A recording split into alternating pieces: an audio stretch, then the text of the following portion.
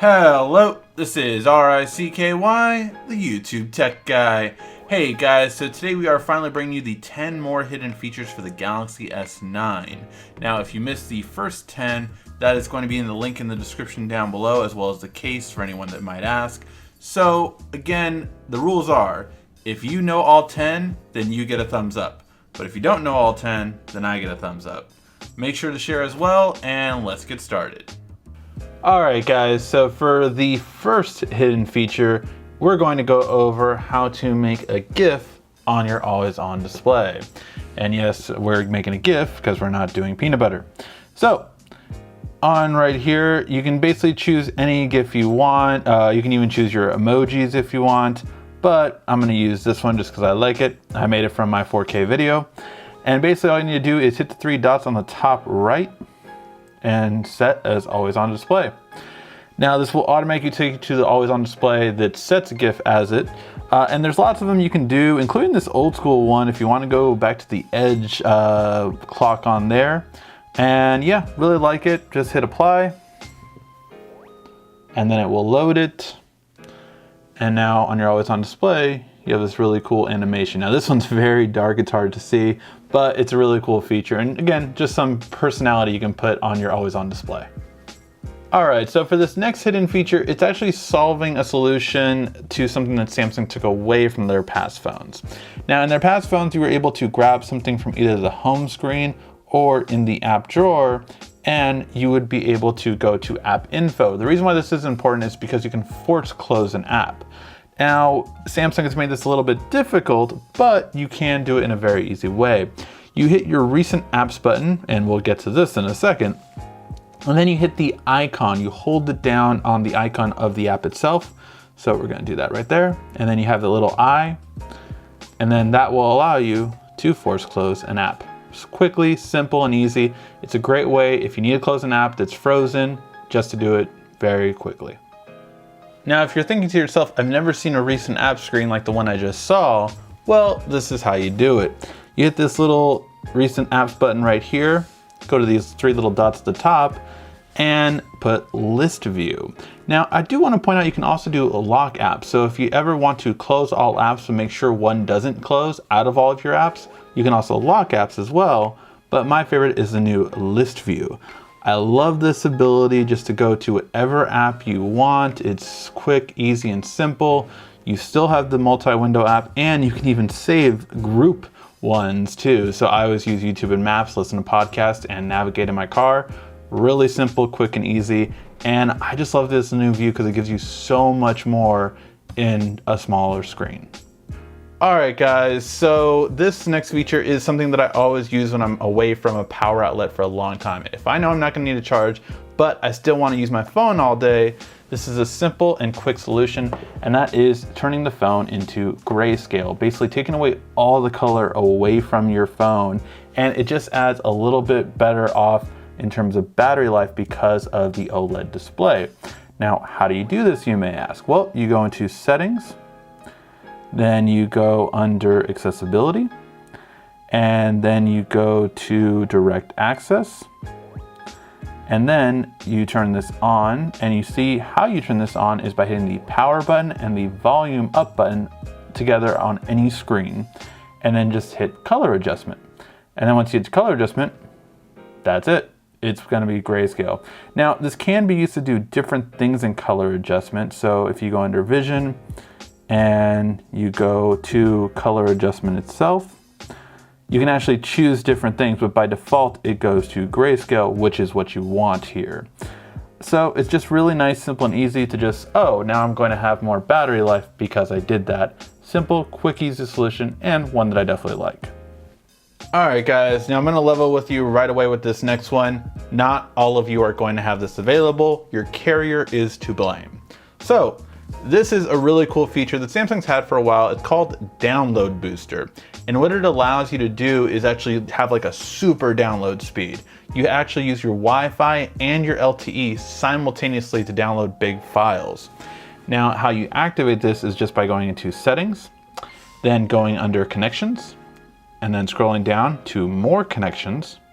And if your carrier allows it, you have this right here. I have the unlocked variant, so I always have it, but just download Booster, kick this on, and now you will see this little lightning bolt at the top, and it basically lets you know that if you're downloading big files, you're actually going to be downloading through LTE and Wi-Fi simultaneously.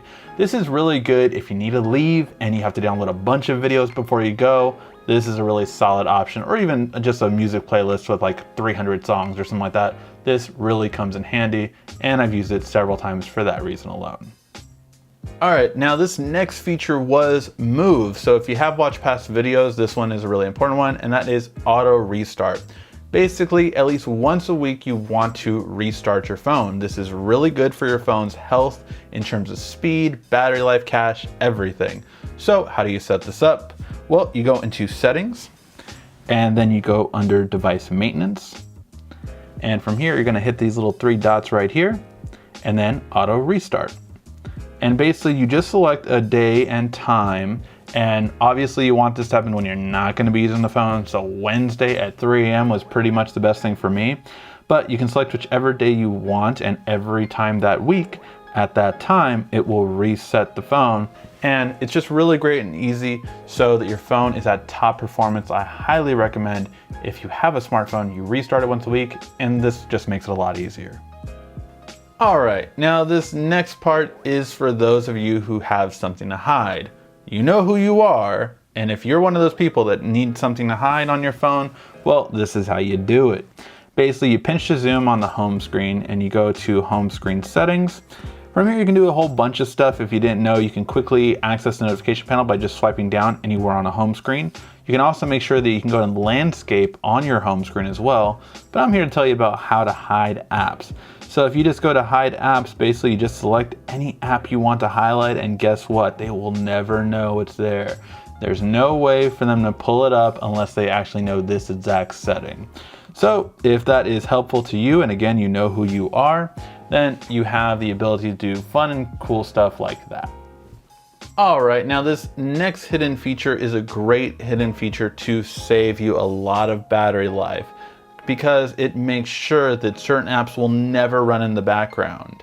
So here's how to set it up. You go into Settings, and then you go under Device Maintenance, and from here you go to Battery, and then you scroll all the way down to the bottom and Always Sleep Apps.